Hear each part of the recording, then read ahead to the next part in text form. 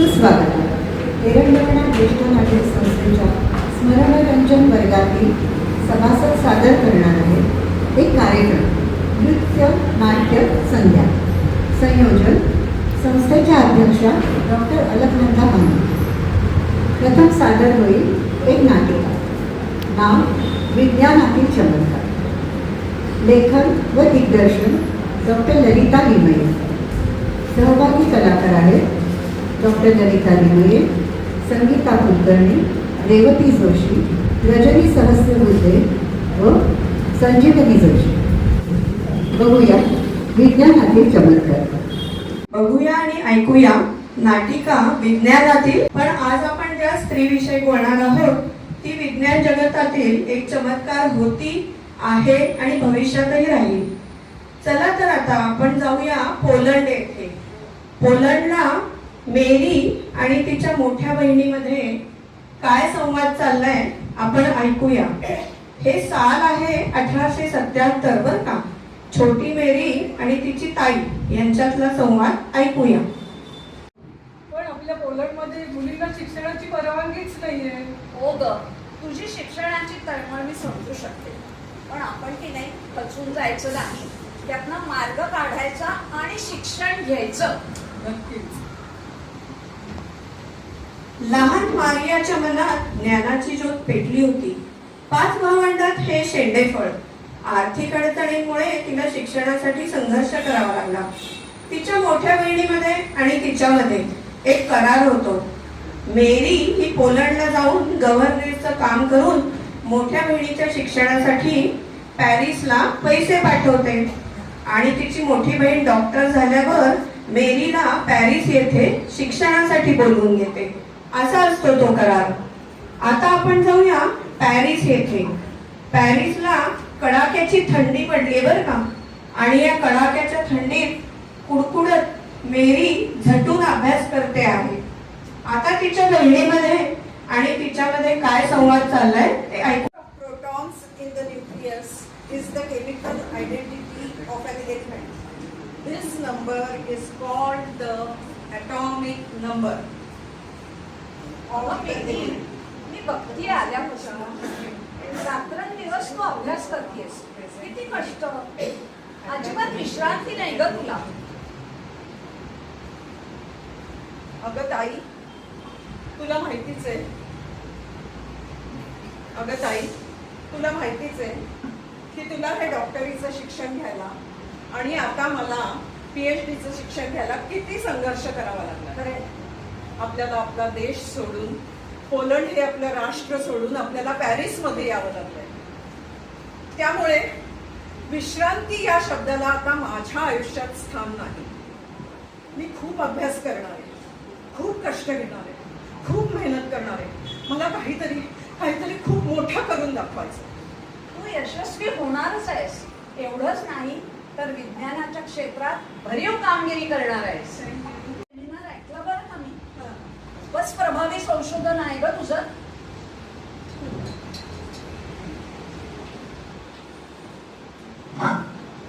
अरे देव, ही तर अजून सुरुवातच आहे.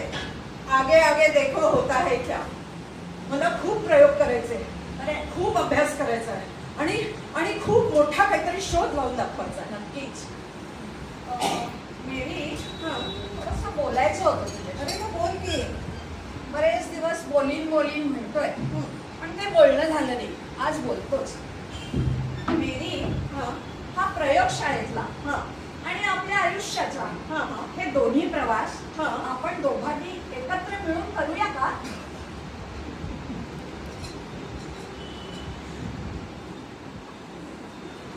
किती माझ्या मनातलं बोललास रे पेर.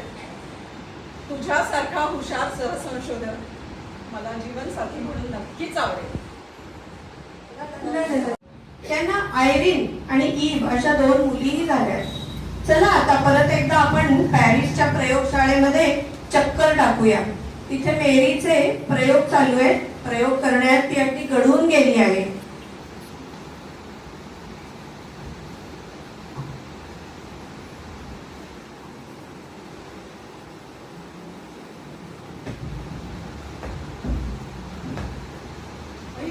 हाताला काय लागलंय?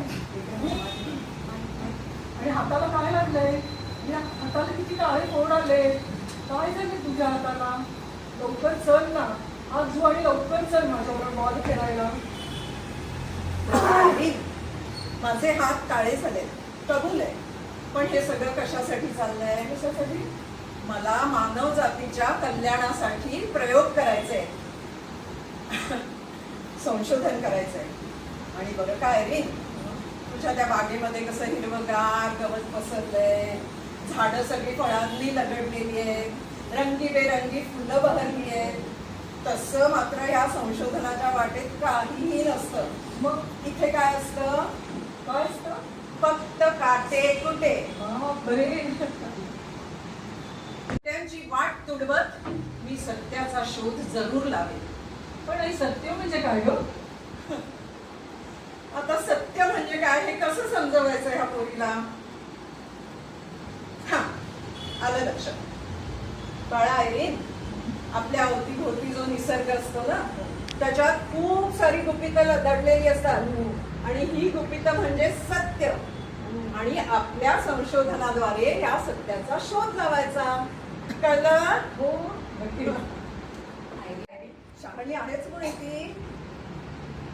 अगं मेरी, हे बघ काय आपल्या शेवटच्या प्रयोगाचे निष्कर्ष किती सकारात्मक आहे. मला असं वाटतं आपण आपल्या ध्येयापर्यंत पोहोचतो. खरंच की. आपल्या कष्टाचं पण आपल्याला लवकरच मिळणार. हो, पण आता आपल्याला अजिबात आळस करता कामा नये. आपल्याला जोमाने प्रयोग करायला हवे. नक्की. पाहिलंस का? हे पाहिलंस का? तो युरेनियमचा ओर आहे ना, युरेनियमचा ओर. हो. त्याच्या आतमध्ये काहीतरी स्वयंप्रकाशित दिसतंय का तुला? खरंच. दिसतंय का? अद्भुत आहे. हा नक्कीच नवीन शोध आहे. हा नक्कीच नवीन शोध आहे. जगाला उजेड देणाऱ्या प्रकाशाचा शोध लागलाय. हो हो हो हो. आणि या प्रोसेसला, या प्रक्रियेला, या फिनॉमिनाला आपण रेडिओ ऍक्टिव्हिटी असं नाव देऊ. बरोबर, अगदी सारखं नाव. अशा प्रकारे मेरी आणि पियरला त्या अंधाऱ्या पडीक प्रयोगशाळेत जगाला उजेड देणारा प्रकाश शोधण्यात यश आलं. हा शोध वैज्ञानिक इतिहासात क्रांतिकारी ठरला. आता साल आहे 1903. आपण जाऊया आता स्टॉकहोम येथे. स्टॉकहोम येथे नोबेल अधिकारी काय म्हणतायत बघूया.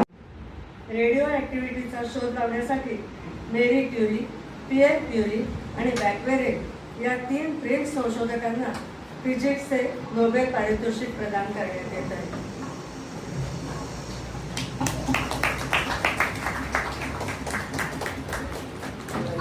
Thank you sir.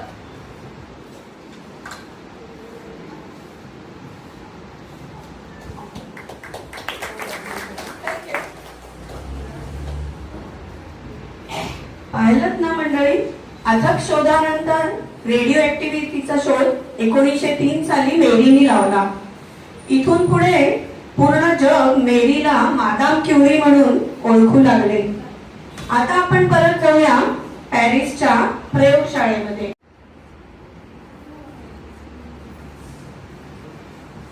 अरे पेर, हा टनाटनाचा पीच ब्लेंडचा कचरा आपण किती दिवस झाले ढवळतोय. खरंय ग. ह्याच्यात आपल्याला कमीत कमी 2 एलिमेंट सापडतील अशी माझी अपेक्षा आहे. पण ते कधी होणार आहे? माझे हात आहे ना दुखायला लागलेत. मी घट्टे पडलेत माझ्या हातावरती. मी बघतो. पण मेरी, तू कर थोडा वेळ. असं धीर सोडून आपल्याला चालणार नाही ग. हो, तेही खरंच. चिकाटी ही तर आपल्या शोधाची जननी आहे. अगदी आणि बरोबर. आपण आपल्या ध्येयाच्या अगदी जवळ आलो. हो हो. आता पेशन्स ठेवला पाहिजे, पर्सिव्हिअरन्स ठेवला पाहिजे. आळस नको, सारखे प्रयोग करायला हवे. मी करते आता. अरे पेर, हे पाहिलंस का? हो हो. हे पाहिलंस का? किती अद्भुत गोष्ट आहे. तो टनाटनाचा पीच ब्लेंडचा कचरा आपण ढवळला आणि त्याच्यातून आपल्याला हे चमकणारे एलिमेंट्स आयसोलेट केले. अमेझिंग आहे सगळं. अद्भुत आहे. अगदी 1 ग्रामहून कमी आहेत ते, हो, हो, हो. पण प्युरिफाईड फॉर्म मध्ये. छान आहे. किती चमकतायत ते. हो, किती छान आहे. आई तुला मला वाटतं आकाशातून दोन तारेच पकडून आणलेस की काय? अगं बाळा आयरीन, माझ्या दृष्टीने हे तारेच आहेत आकाशातले.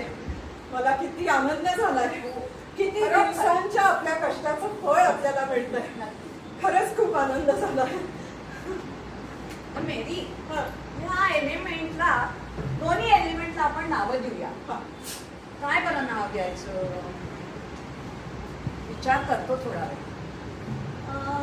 रेडियम नाव कसं वाटतं तुला? उत्तम. रेडिएशन एमिट करणारा, रेडिएशन रेज एमिट करणारा तो रेडियम. खूपच छान नाव. काय बरं नाव ठेवता येईल ह्याचं? हा, माझ्या पोलंड राष्ट्राच्या सन्मानार्थ आपण ह्याला पोलोनियम असं नाव देऊया. यथार्थ नाव आहे, अगदी बरोबर. आणि तुझं कौतुक करावं तेवढंच आहे. किती राष्ट्रप्रेम, जाज्वल्य राष्ट्रप्रेम आहे. मग असायलाच हवा आपल्या राष्ट्राबद्दल अभिमान. ह्या शोधानंतर मध्ये काही काळ गेलेला आहे. मेरीचा अभ्यास आणि अथक प्रयत्न चालूच आहेत. मेरीला इथून पुढे देशोदेशींच्या विज्ञान प्रयोगशाळातून शोध निबंध वाचण्यासाठी बोलावणी येत राहिली बर का. आता साल आहे 1906 आणि हे काय, आज मेरी प्रयोगशाळेत बसली आहे पण अतिशय खिन्न दिसत आहे हो. आणि हे काय, डॉक्टर पण आले तिथे प्रयोगशाळेमध्ये. काय सांगतात बरं डॉक्टर, ऐकूया चला. एक दुःखद बातमी आहे. काय? सिंहचा पॅरिसला रस्त्यामध्ये मोठा अपघात झाला. रस्ता क्रॉस करताना घोडागाडी त्याच्या अंगावर त्यामुळे त्याचा जागीच मृत्यू झाला.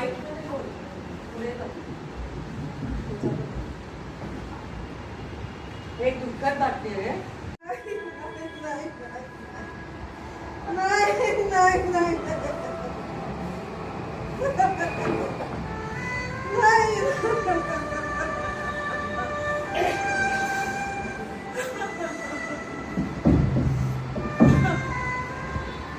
अरे रे रे, माझा लाडका पेर हे जग सोडून गेला. आता त्याचं हे अपूर्ण राहिलेलं संशोधन कोण पूर्ण करणार? आणि त्या दोन पोरी, त्या दोन लहान लहान पोरी, त्याचा तो संसार, तो कोण पूर्ण करणार?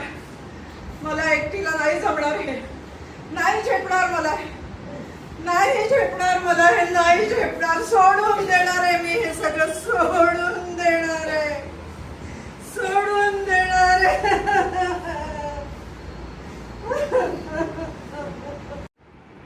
मला असं खचून चालणार नाही.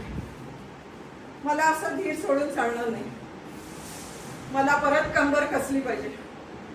त्या फिनिक्स पक्षासारखी मला परत भरारी घ्यायलाच हवी. माझ्या लाडक्या पियरचं राहून गेलेलं अर्धवट संशोधन मी पूर्णत्वास नेईन आणि त्याचा तो संसार, तोही मी पूर्ण करेन. पाहिलं ना मंडळी, एवढा मोठा आघात होऊन सुद्धा मेरी परत ठामपणे निर्धाराने तिच्या संशोधनासाठी उभी राहिली आहे. परत तिचे प्रयोगशाळेमध्ये प्रयत्न सुरू झाले. आता आपण जाऊया स्टॉकहोम येथे. नोबेल अधिकारी काय म्हणतायत हे आपण ऐकूया.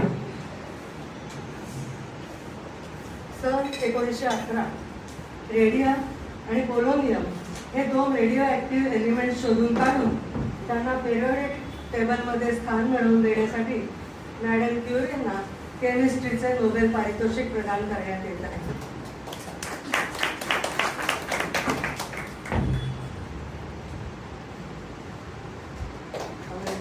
धन्यवाद.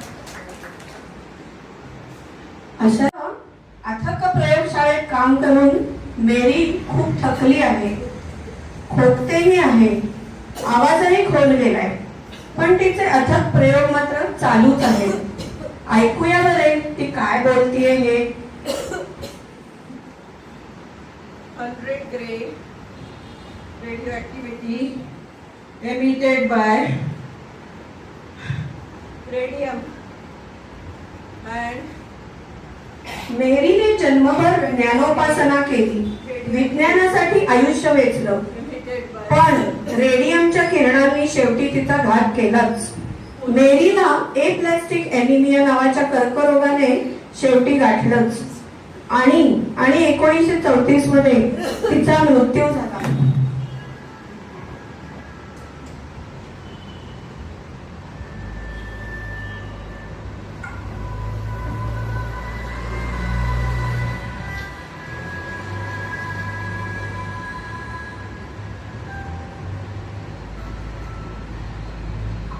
जन्म 7 जून 1867 आणि मृत्यू 4 जुलै 1934. म्हणजे 67 वर्षांच्या उण्यापुण्या आयुष्यात 2 नोबेल प्राइजेस सायन्सच्या 2 वेगवेगळ्या शाखांमध्ये म्हणजे फिजिक्स अँड केमिस्ट्री. हा रेकॉर्ड आजतागायत कोणालाही मोडता आलेला नाही बरं का मंडळी. आता बघूया मोठी झालेली आयरीन ही आईला म्हणजे मेरीला काय म्हणतीये हे आपण ऐकूया. आई अगं तुला काय झालं? अगं बघ ना माझ्याकडे, आई बघ ना माझ्याकडे. तुझी लेगसी नक्की पुढे नाही, तुझा वारसा नक्की पुढे नाही. बघ ना माझ्याकडे आई, बघ एकदा. आणि तिचा नवरा फ्रेडरिक जोलिओ यांना केमिस्ट्रीचे नोबेल मिळाले आणि एकाच कुटुंबात 5 नोबेल बर का. नीट ऐका, एकाच कुटुंबात 5 नोबेल हा एक नवीन विक्रम प्रस्थापित झाला. अशा या विज्ञानातील चमत्कार आणि आढळ तारा असलेल्या मादाम क्युरींना आमचे शतशः पण या शोधानंतर हे सगळं चित्र पालटलं आणि मॅडम क्युरींनी मॉडर्न न्यूक्लिअर सायन्सचा पाया रचला. मला सांगण्याचा आनंद होतोय की आपल्या अलकाताई याच विषयातील तज्ज्ञ आहेत. दुसरं असं की रेडियमचा शोध लागल्यावर रेडिओथेरपी, कॅन्सर रेडिओथेरपीसाठी त्याचा वापर होऊ लागला. पण थोड्याच दिवसात असं लक्षात आलं की त्याचे खूप टॉक्सिक साईड इफेक्ट्स होते. त्याच्यामुळे मग तो उपयोग थांबवला. आणि अजूनही आपल्याला माहिती आहे की कॅन्सर साठी रेडिओथेरपी वापरतात, पण त्याचे सोर्सेस रेडियम नसतो त्याचा सोर्स, त्याचे सोर्सेस कोबाल्ट आणि सीझियम असे असतात. पण तरी रेडियमचा उपयोग न्यूक्लिअर रिॲक्टर प्लांट्स जिथे पॉवर जनरेशन होतं, जसं चर्नोबिलमध्ये तुम्हाला सगळ्यांना माहिती असेल की खूप वर्षांपूर्वी तिथे मोठा ॲक्सिडेंट झाला होता, लिकेज झालं होतं रेडिओएक्टिव्हिटीचं. तिथे एक मोठा पॉवर प्लांट आहे. आपल्या मुंबईला तारापूरला एक मोठा पॉवर प्लांट आहे, कल्पकमला मोठा पॉवर प्लांट आहे. तर तिथे पॉवर प्लांटमध्ये त्याचा रेडियमचा ॲक्सलरेटर म्हणून उपयोग होतो. आणखीन एक मला सांगायचं होतं की विज्ञान निष्ठेबरोबर मेरीने मानवतावादी दृष्टिकोनही जोपासला. वर्ल्ड वॉर 1 मध्ये तिने आपलं सगळं रिसर्च गुंडाळून ठेवलं आणि छोट्या गाड्यांमधनं तिने x ray machines, portable x ray machines घेतले आणि ती युद्धभूमीवर गेली आणि तिथे इंज्युअर्ड सोल्जर्सचे तिथल्या तिथे एक्सरेज घेतले आणि ते जे सैनिक होते, जखमी सैनिक, जर त्यांना फ्रॅक्चर असेल तर लगेच त्यांना ट्रीटमेंट मिळाली आणि अशा प्रकारे बऱ्याच सैनिकांचे प्राण वाचवता आले. तर त्या छोट्या व्हेकल्सना पेटिटिस क्युरीस असं म्हणायचे. आणखी एक शेवटचा पण खूप इंटरेस्टिंग रिसर्च नोट्स लिहिले होते, ज्या डायरीज तिने मेंटेन केल्या होत्या, त्या अजूनही तिच्या लॅबमध्ये अवेलेबल आहेत. पण त्या आता मोठ्या लेड बॉक्सेसमध्ये ठेवल्या आहेत आणि जर कोणाला संशोधकांना त्या वापरायच्या असतील तर ती परवानगी आहे. पण तुम्हाला रेडिओ ऍक्टिव्हिटी हँडलिंगचे सगळे नियम पाळावे लागतात आणि मगच त्याला हात लावता येतो, कारण त्याच्यातून किरणोत्सर्ग बाहेर पडतोय आणि पुढचे 1500 वर्ष तो बाहेर पडणार आहे. त्याच्यामुळे ही काळजी घ्यावी लागते. धन्यवाद. प्रकार इंग्लिश कवी ब्राउनिंग यांच्या एकपात्री संभाषणावरून म्हणजे ड्रॅमॅटिक मोनोलॉगवरून दिवाकर यांना सुचला असावा असं म्हणतात. या प्रकारात एकच पात्र बोलणारे असून अनेक पात्रांच्या संभाषणाचा देखावा दाखवला जातो. त्यातून आजूबाजूच्या व्यक्तीचे अस्तित्व आपल्या लक्षात येते. अंजली रानडे सादर करेल तिची नाट्यछटा. नमस्कार, मी अंजली रानडे. मी नाट्यछटा सादर करणार आहे. मी स्वतःच लिहिली. माझ्या नाट्यछटेचं नाव आहे मी डोळे उघडले आणि स्थळ आहे मॅटर्निटी होम मधलं लेबर रूम. प्रसूतीचा क्षण आलाय. डॉक्टर डॉक्टर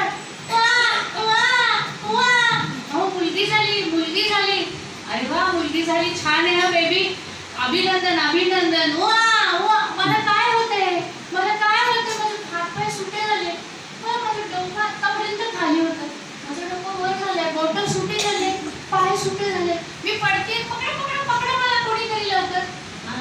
मावशीनं ऐकू पण जाते. वा वा, मावशी पकडा मला.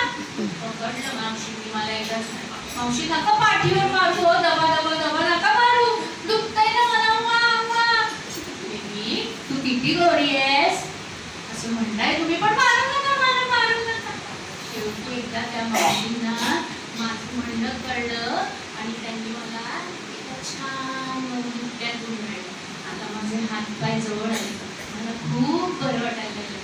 पण आई कुठे माझी? आई, ए आई. एवढ्यात एक परिचित आवाज कानावर पडला. अरे, तर माझी आजी, नक्कीच ही आजी आहे, तिला बघावं का? पण एवढा उजेड आहे, माझे डोळे सुद्धा उघडता येत नाही. काय हा उजेड? आधी बरं होतं, आता या उजेडाकडे बघवत नाही मला. आधीच आजी आहे. आजी म्हणतीये, बाळा बेबी किती गोड आहेस ग तू, गोरी आहेस हो माझ्यासारखी आहे, ती मजा केलीस.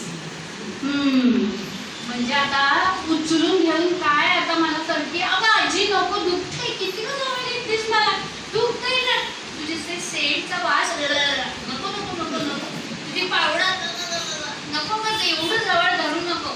पण तिला कळतच नाही मी काय बोलते ते. वा वा वा, शोनी बबडी, अगं बोबडं नको ग बोलू आजी, बोबडं कशाला बोलतेस, मला कळतंय तू काय बोलतेस, मला तुझा आवाज मिळते. आजी म्हणतेस काय, डोळे उघड. मी नाही जा, मी नाही डोळे उघडणार. तू म्हणतेस की तुझ्यासारखे घारे डोळे आहेत का सुनबाईसारखे काळे आहेत ते बघायचे. मी नाही, आता जा, नाहीच डोळे उघडणार. एवढ्यात हाय सिस असं करत कोण आलाय माहितीये का? तो माझा दादा आहे. वा वा दादा, मी इकडे. वा वा, दादा आला पळत पळत, त्यांनी मला हात लावला.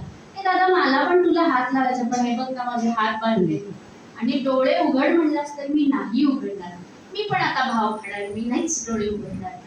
वा वा, पण माझी आई कुठे आहे, आई कुठे आहे?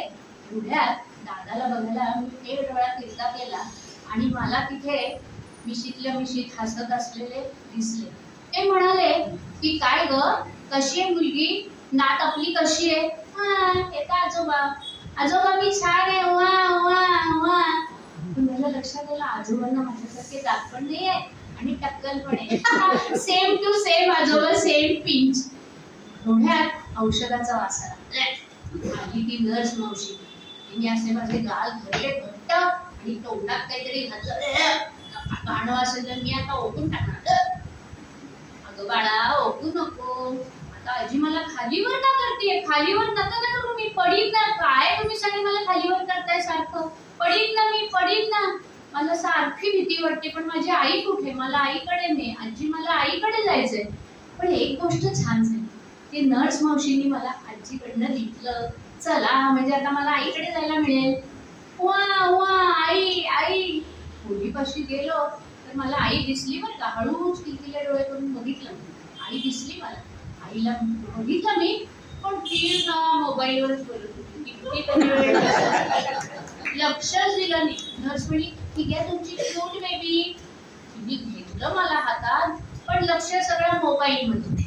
मला असं वाटलं काय करू. वा वा वा, जोरात आवाज कळला. तेवढ्यात आजी आली बाहेर. अगं बाई, मी असं काय गाणं म्हणू का? नको नको, तुझं बसाडं गाणं गाऊ नकोस, मी तुझा आवाज ऐकलाय. अजिबात गायचं नाही, प्लीजच. आईचं लक्षच नाही माझ्याकडे, काय करावं. पण मग सासूबाई आत आल्या, आजीबाई आत आल्या आणि म्हणाल्या, सुनबाई माझ्यावर गेली हो, अगदी माझ्यासारखी गोरी गोरी झालीये. आणि डोळे मात्र कसे हे नाही कळलं. बेबी काही डोळे उघडत नाही. माय थँक्स, मी नाहीच उघडणार डोळे. आई पण म्हणायला लागली असं म्हण. आईने बघितलं माझ्याकडे आणि आई म्हणायला लागली, बेबी डोळे उघड, बेबी डोळे उघड. आता कसा मोबाईल खाली ठेवला, मी आता डोळे उघडणार. एवढ्यामध्ये काय झालं, दारात आवाज आला. कुठे माझी पेटी, धनाची पेटी. मी डोळे उघडले, दिसली ना मला माझे बाबा. बाबांना बघायला तर मी डोळे उघडले आणि आई जोरात ओरडली, तुझे डोळे काळे ग चिमणे माझ्यासारखे, सासूबाई नाही तो डोळे खारे.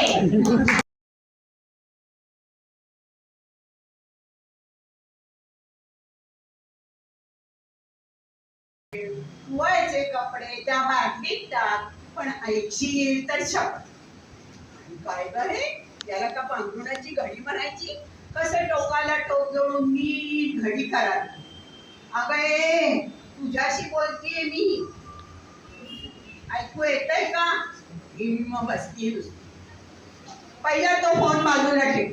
मी माझ्या नातीशी बोलत होते, कारण तिचं सगळं लक्ष त्या मोबाईल मध्येच होतं ना.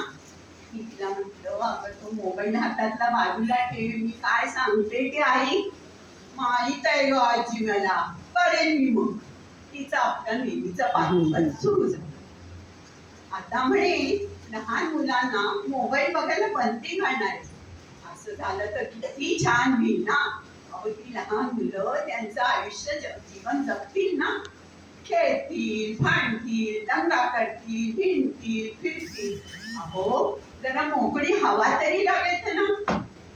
अहो, लहान मुलांच्या मोबाईलवर बंदी, पण मोठ्यांचं काय? ज्याच्या त्याच्या हातात मोबाईल.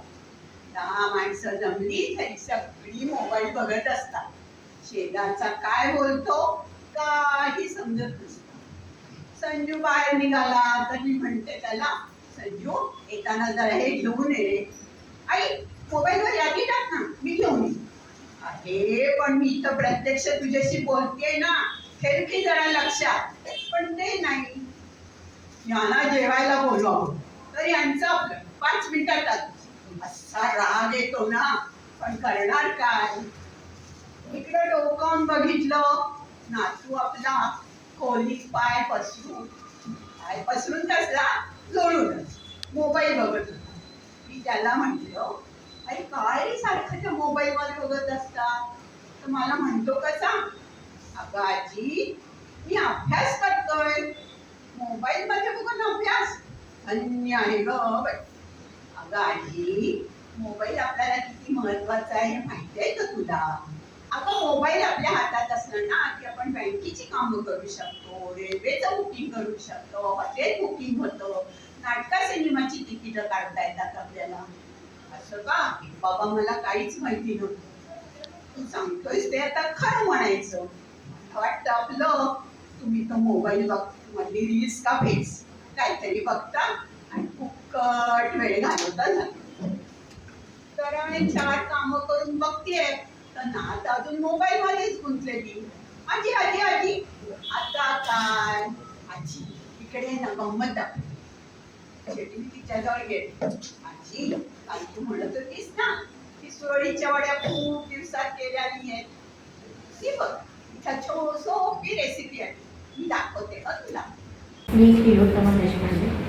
आता आपल्यासमोर मी जी नाट्यछटा सादर करणार आहे ती मी स्वतःच लिहिलेली आहे आणि तो आता सगळ्यांचा घरोघरीचा अनुभव आहे.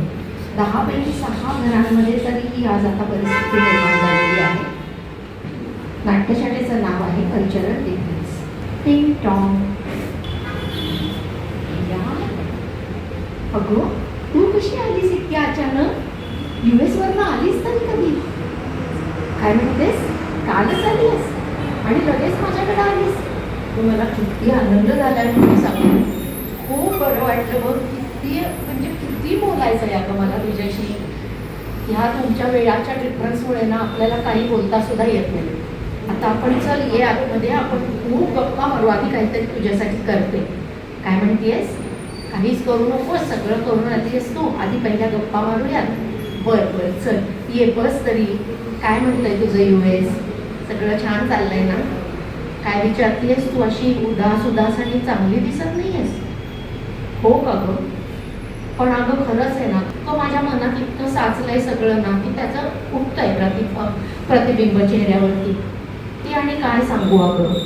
माहितीच आहे, तू आली होतीस लग्नाला 1.5 वर्षापूर्वी माझ्या मुलाच्या. खास त्याच्यासाठी म्हणून तू आली होतीस ना.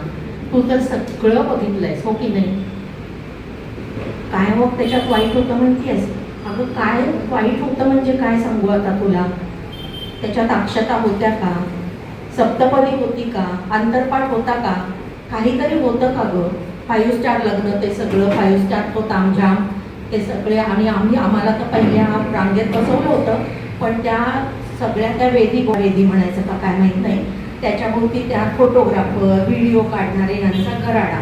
मला तर मुलगा दिसत सुद्धा नव्हता. अगं माझे कान तर तदैव लग्न मी ऐकायला इतके आसुसलेले होते ना, पण काहीही नाही केलं ग त्यांनी, त्यांच्या पद्धतीनेच केलं ग सगळं. काय म्हणतेस अगं, त्यांच्यामध्ये असंच करतात. आणि सगळे फेरे वगैरे झाले होते आणि तुमचा किती सुंदर सत्कार पण केला त्यांनी, आणि येताना किती तुम्हाला त्यांनी मानपानाचं केलं सगळं. हो अगं ते आहे अगं, बरोबर आहे गं, पण तरी सुद्धा ते माझ्या मनात राहून गेले अगं. तेव्हापासून जे माझ्या मनात राहिलंय ना, काहीच आपल्यासारखं झालं नाही, ते राहिलंच आहे अगं. आणि अजून सांगू का तुला काही काही गोष्टी. आता बघ ना, 2 दिवसात मी उठून आली सकाळी. मला म्हटली मी सगळा स्वयंपाक करणार बरं का, सकाळचा मी करणार, ब्रेकफास्ट मी करणार, डबे बिबे भरून तुमचं ठेवून जाईन मी. आणि तुम्ही तो सगळ्यात गूळ घालताना तो मला अजिबात आवडत नाही, त्यामुळे कुठल्याही कशातही गूळ नको हां, अजिबात. मी कपाळाला हातच लावून घेतला गं, आयुष्य गेलं सगळ्यात गूळ घालून भाज्या आमट्या खाण्यात. आणि आता काही खायचंच नाही गुळच. त्यात तिचे ते राजमा, छोले, तो बासमती राईस आणि सगळंच ग दाल फ्राय, हे सगळ्याचा मला खूप कंटाळा आलाय बघ.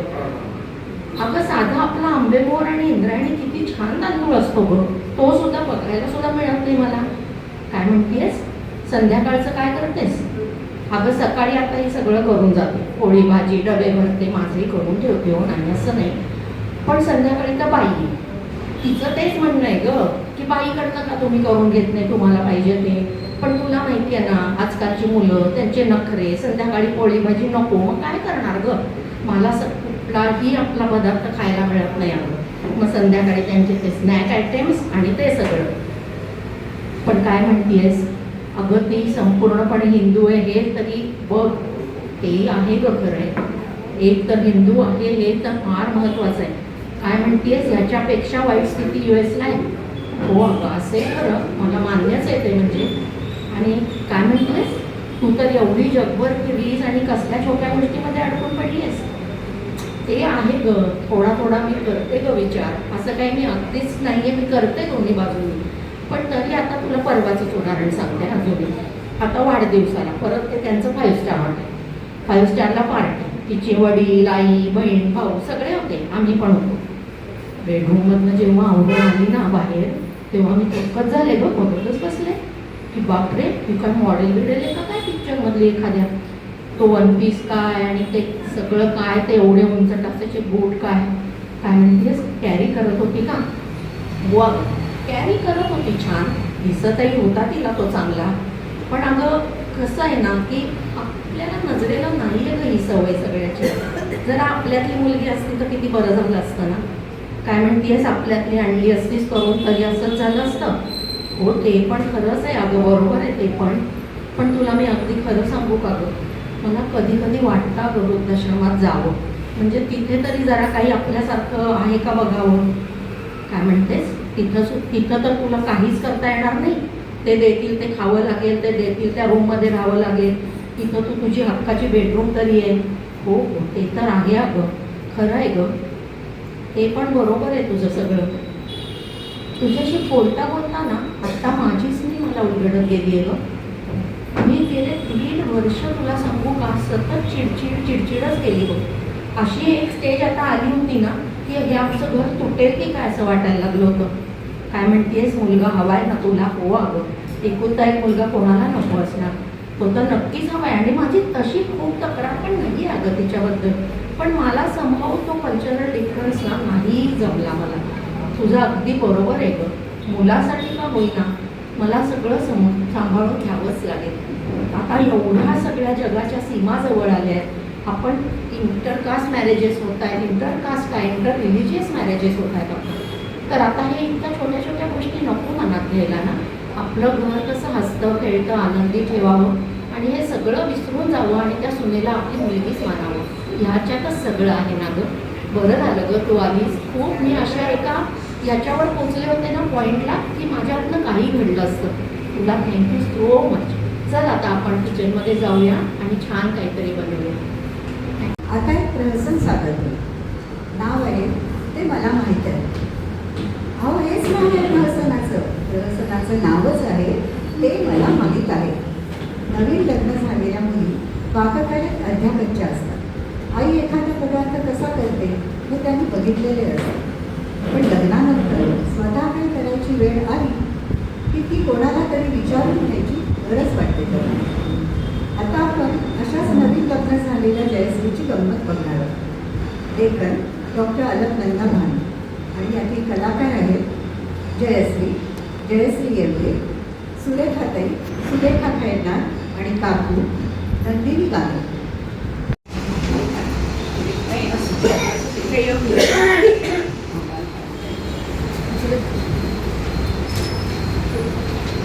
टिंग टॉंग. अरे ये ना. काकू सुरेखा ताई आहेत का घरात? हो आले ना. बाळाला झोपवते म्हणते. मी बोलवते तुला. होईस ना. हो बसते. सुरेखा आले आले हा. ए सुरेखा. जयश्री, तू आत्ता घरी सगळं व्यवस्थित आहे ना?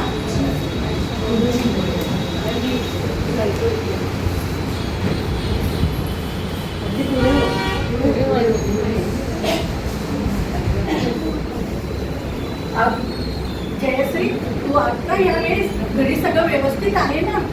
अगं ताई सगळं काही ठीक आहे. आता अधिक मासात सासूबाईंचा आत्ताच एवढ्यात फोन आलेला. नणंदबाई भाऊजींना पुरणाच्या पोळ्या करून खाऊ. तुला तर माहिती आहे मला पुरणाच्या पोळ्या येत नाही. तेच विचारण्यासाठी तुझ्याकडे आले. बरं एवढंच ना? बस म्हटलं पाणी आणते. अगं पुरणाच्या पोळ्या अगदी सोप्या आहेत करायला. सुरेखा तुला छान समजावून सांगेल बघ. ते मला माहिती आहे. बरं मला एवढं सांग, किती जणांकरता पोळे करायचे आहेत ते? अगं किती म्हणजे काय, आम्ही दोघं जण, नणंदबाई आणि भाऊजी त्यांची 2 मुलं, असे 6 जण एकूण. बरं मग आता तू एक काम कर, घरी जाताना दुकानात जा, अर्धा किलो हरभऱ्याची डाळ आणि अर्धा किलो गूळ घरी घेऊन जा. आणि वेलची पूड आहे ना? अगं ती प्रथमच करते ना, मग एवढं काही अर्धा किलोचं करू नको. हे बघ मी तुला सांगते, 2 वाट्या गूळ आणि 2 वाट्या डाळ एवढ्याचं पुरण शिजव, भरपूर होईल बघ 6 जणांना. काकू ते प्रमाण मला माहिती आहे. आता एक काम, 2 तास हरभऱ्याची डाळ चांगली पाण्यात भिजव आणि मग कुकरला लाव. मधल्या वेळात की नाही गूळ जरा बारीक चिरून घे. हो ते पण मला माहिती आहे. कुकरला डाळ चांगली शिजवायला ठेव, तोपर्यंत वेलची पूड करून घे. आणि पुरणयंत्र आहे का तुझ्याकडे? नाहीतर जाताना हिच्याबद्दल घेऊन जा. हो मला माहिती आहे तिच्याकडे आहे. कुकर मधलं डाळ काढशील तेव्हा पाणी चांगलं निथरून घे. मग एका कढईत डाळ आणि गूळ चांगलं शिजव.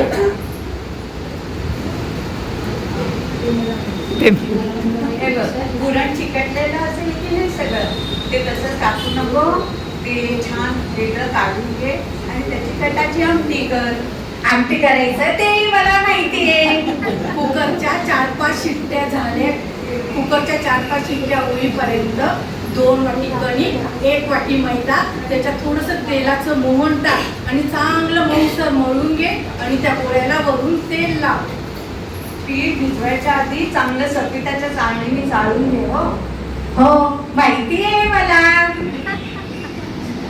आता काय कर, पीठ मळलेलं आहे ना, आपण पोळीला कसे पिठाचे गोळे करतो तसे पिठाचे गोळे आणि पुरणाचे गोळे करून ठेव. हे बघ जेवढे पुरणाचे गोळे करशील की नाही तेवढेच पिठाचे पण गोळे करू. ते तर माहितीच आहे मला. दोघं सारखेच प्रमाण असतील असं. बरं मग मी आता तुला एक सांगते, पुरणपोळी कशी भरायची. पुरण आपण पोळीचा एक गोळा घ्यायचा, त्याला असा छान गोल आकार द्यायचा आणि गोल खड्डा करायचा.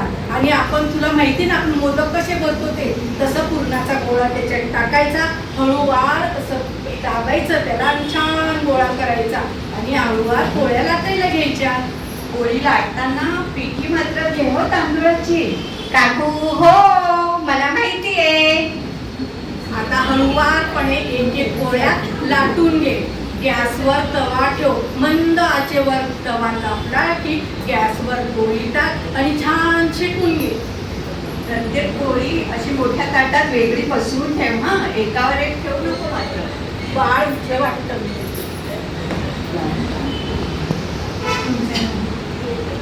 अगं तुला उशीर होत असेल ना, तुला एक गोष्ट सांगते मी. हा, माहित माहित. पुरणपोळ्या झाल्या ना की वाढायला घ्यायच्या आधी 10 मिनिटं एक मोठं पातेलं घे, त्याच्यात पोळ्या घाल आणि एक चांगलं ग्लासभर पाणी त्याच्यातून सुरू. ते तर मला अगदी माहितीच आहे. आणि मग छान मग पोळ्या वाढायला घे. हो काकू, आता मी निघते, मला उशीर होतोय ना. दुकानात जाते खरेदी करायची. पाहुणे आल्यानंतर पाहुण्यांचे जेवण उरकल्यानंतर सुरेखाताईंना मी फोन करते. Tata, bye bye. कार्यक्रमाच्या ह्या भागात आपण टिपणीच्या ठेक्यावर बोलणार आहोत. त्याचे दिग्दर्शन आणि गायन संगीता कुलकर्णी यांचं आहे आणि सहभागी भगिनी आहेत स्मिता देशपांडे, अश्विनी पाटणकर, सुजाता काळे, श्यामला बापट, अपर्णा जोशी, आशा हेठे, अनुराधा पाटील, विनीता चिटणीस, सीना गरसोळे, स्मिता कुलकर्णी, कालिंदी अडसूळ व श्यामला भारे.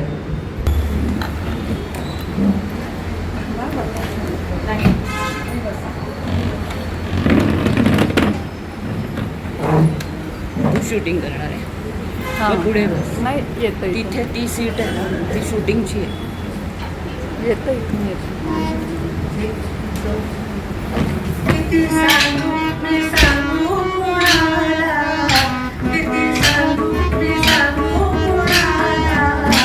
आज आनंदी आनंद झाला, आज आनंदी आनंद झाला.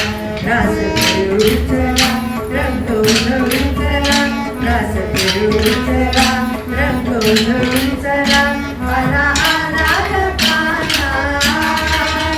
किती सांगू मी सांगू कोणाला. आज आनंदी आनंद झाला, आज आनंदी आनंद झाला. अष्टमीच्या रात्री यमुनेच्या काठी गोकुळ अवतरले. गोड हसू तालात नाचलो तालात, पैंजण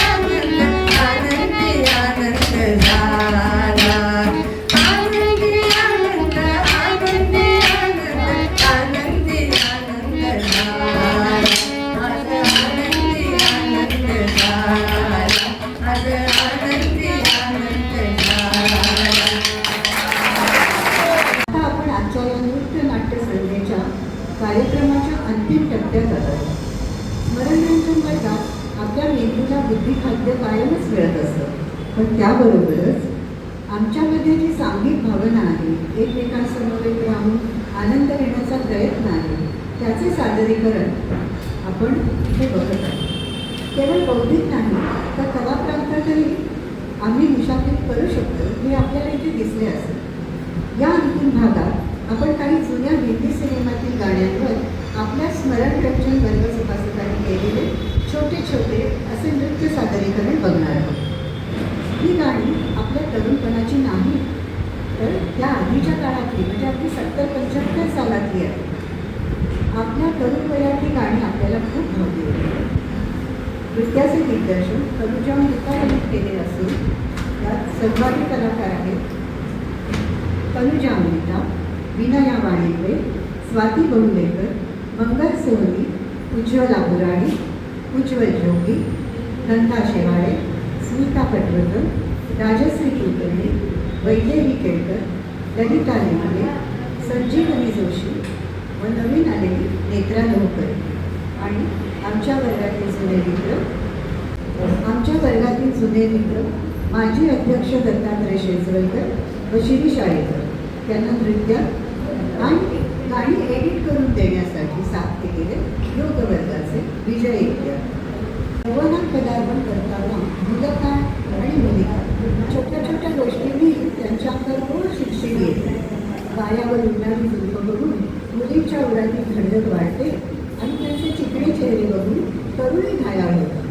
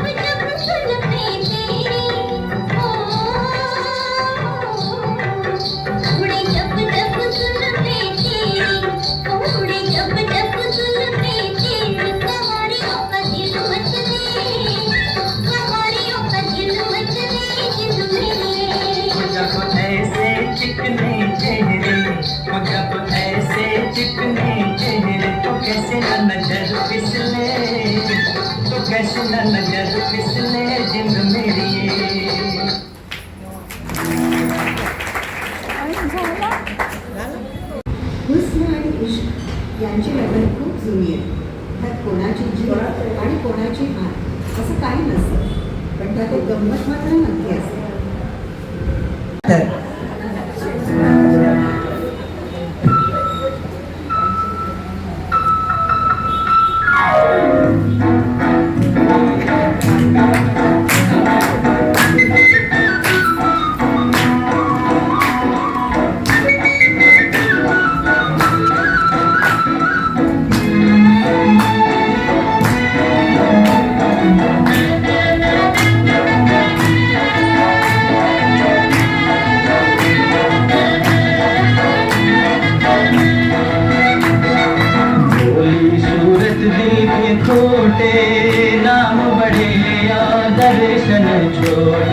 दर्शन छोटे भोली सूरत दिल के खोटे नाम बड़े दर्शन छोटे दर्शन छोटे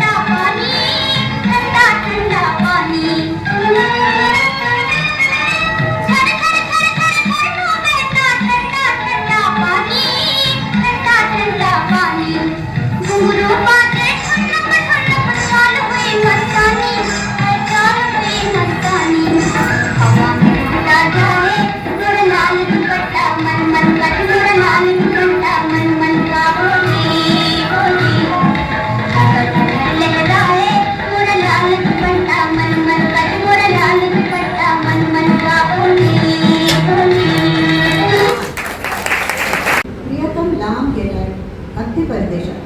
इकडे प्रियतमा तहान खूप विसरली. दुःखाने अगदी सुकून गेले. पण एक टेलिफोन आला आणि चुकांची कबुली झाली हो. मग काय.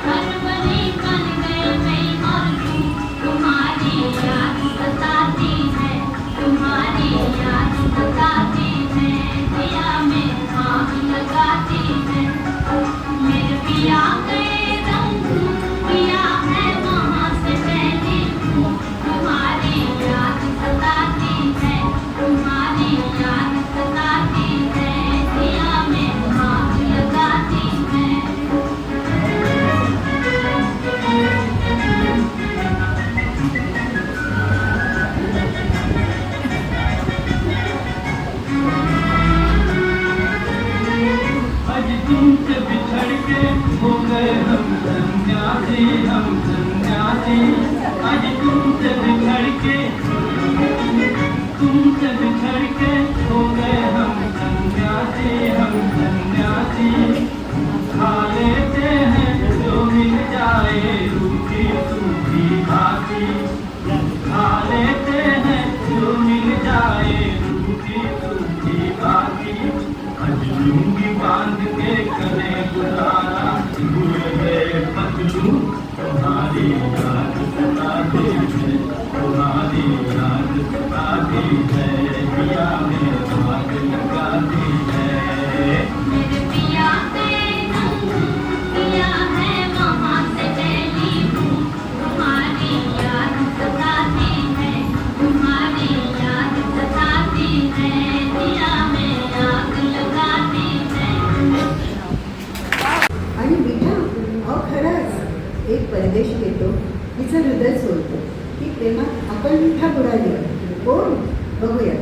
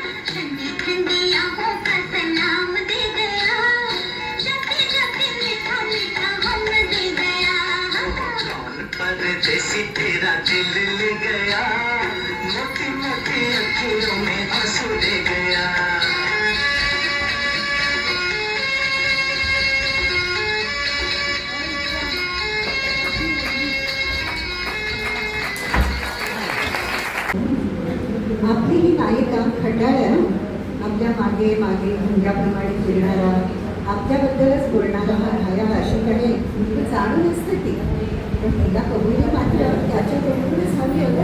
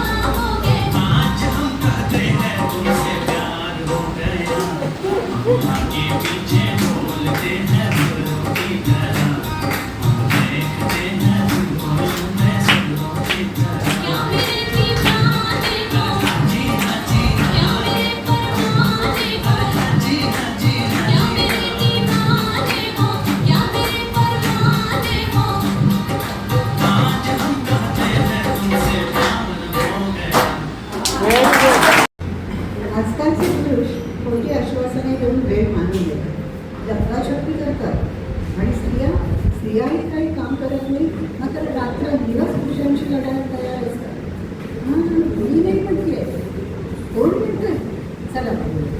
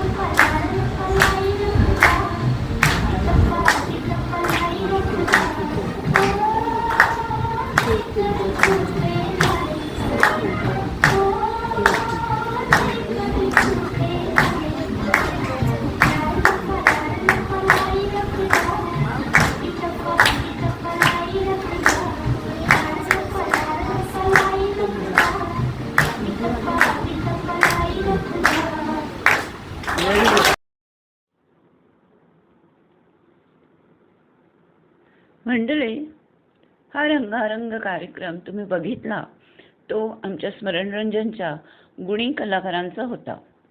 वेगवेगळी कोडी, पझल्स, नवीन माहिती, वेगवेगळे विषय आम्ही नेहमीच हाताळत असतो. ते करताना इतके रंगून जातो, त्यातून आम्हाला इतकी ऊर्जा मिळते की आपण काहीतरी दुसरे करावे असे लक्षातच येत नाही. पण सगळ्यांना छंद जोपासायची, नाचायची हौस असते. गाणे तरी येत नाही, नाट्यही येत नाही, मग छोटे छोटे प्रयोग करायला काय हरकत आहे असं म्हणून आम्हीही नृत्य नाट्य संध्या आखली आणि ती कशी पार पाडली हे तुमच्यासमोर आहेच. या माझ्या सर्व सख्यांचे आणि मित्रांचे खूप खूप आभार. तसेच प्रेक्षकात बसलेल्या इतर स्मरणरंजन वर्गाचे व संस्थेच्या सर्व सभासदांचे आम्हाला प्रोत्साहन दिल्याबद्दल, टाळ्या वाजवल्याबद्दल खूप खूप आभार. धन्यवाद.